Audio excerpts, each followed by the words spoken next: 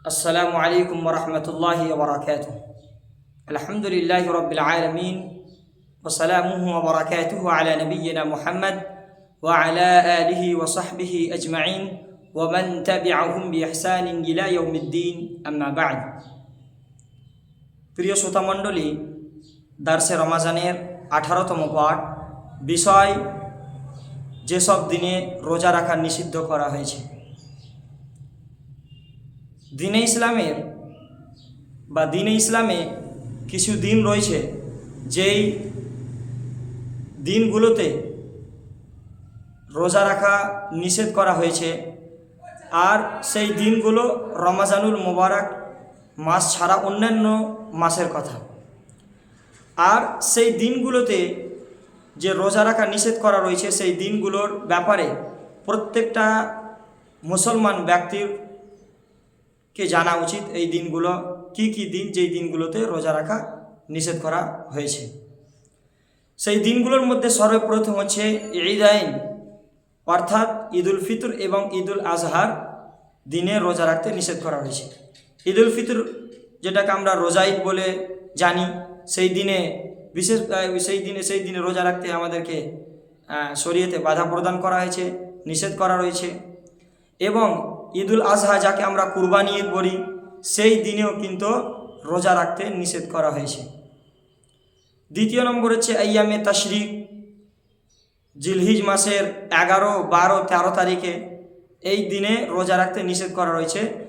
আর যেটা আমরা কুরবানির দ্বিতীয়, তৃতীয় এবং চতুর্থ দিন, এই তিন দিনে রোজা রাখতে নিষেধ করা হয়েছে। আর এই 3 দিনকে বলা হয় কি আইয়ামু আকলিন ওয়া শুরবিন। এই দিনগুলো হচ্ছে খাবার খাওয়া এবং পানি পান করা, যেগুলো পান করার জিনিস পান করার আইয়াম বলা হয়েছে, দিন বলা হয়েছে। তাই এই দিনগুলোতে রোজা রাখতে নিষেধ করা হয়েছে। কিন্তু যেসব ব্যক্তিরা হজ করতে যায় তাদের জন্য বিশেষ অবস্থায় তাদের জন্য এই দিনগুলোতে রোজা রাখার জন্য তাদেরকে অনুমতি দেওয়া হয়েছে। সেসব ব্যক্তি যারা হজ করতে গিয়েছে, যারা হাজি, যারা হজ্জাজে ইকরাম, তিনারা যদি রাখতে চায় তাহলে এই সব দিনে রাখতে পারে। আর তিনাদেরকে ছাড়া অন্য কেউ রাখতে পাবে না, বা তাদের জন্য বৈধ নয়, অন্য কাউরের জন্য রোজা রাখা এই দিনগুলোতে বৈধ নয়। তৃতীয় হচ্ছে যেই দিনগুলোতে রোজা রাখা নিষেধ করা হয়েছে তার মধ্যে হচ্ছে শুক্রবার, বিশেষ করে শুক্রবারের দিন রোজা রাখা, কিংবা বিশেষ করে শুক্রবার দিন রোজা রাখা এবং বিশেষ করে শনিবার দিন রোজা রাখাকে নিষেধ করা হয়েছে।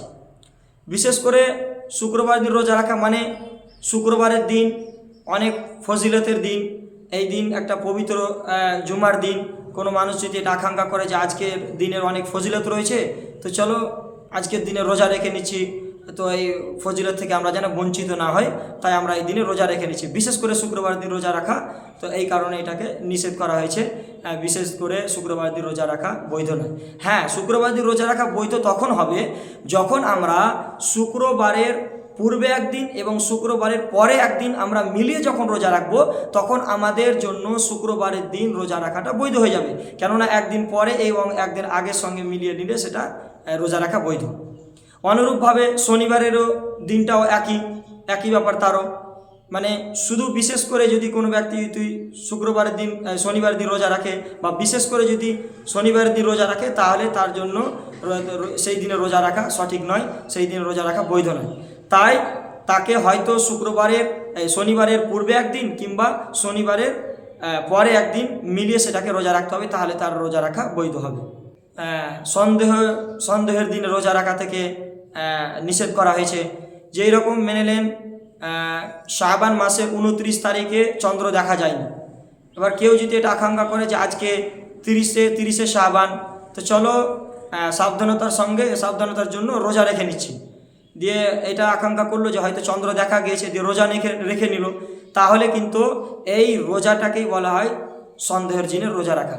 আর এই সন্দেহের দিনে রোজা রাখা, এই রোজা রাখা থেকে কিন্তু রাসূল সাল্লাল্লাহু আলাইহি ওয়াসাল্লাম নিষেধ করেছেন, বা শরীয়ত থেকে নিষেধ করা হয়েছে এই দিনে রোজা রাখা থেকে, সন্দেহের দিনে রোজা রাখা থেকে। তাই আমাদেরকে এই দিনে রোজা রাখা থেকে বাঁচা দরকার।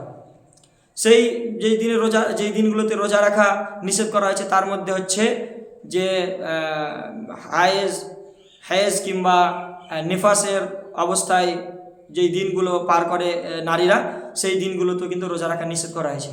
হায়েজ বলা হয় যে মাসিক যে রক্ত আসে তাকে হায়েজ বলা হয়, আর সন্তান জন্ম দেওয়ার পরে যে রক্ত আসে সেই রক্তকে নেফাস বলা হয়। তো এই দুই ধরনের নারী, এই দুই শ্রেণীর নারী যখন এমত অবস্থায় থাকবে যে সে হায়েজ অবস্থায় কিংবা সেই নেফাসের অবস্থায় যখন থাকবে, তো তার সেই যে দিনগুলো রয়েছে সেই দিনগুলোতে তাকে রোজা রাখতে হবে না, সেই দিনগুলোতে রোজা রাখতে নিষেধ করা হয়েছে।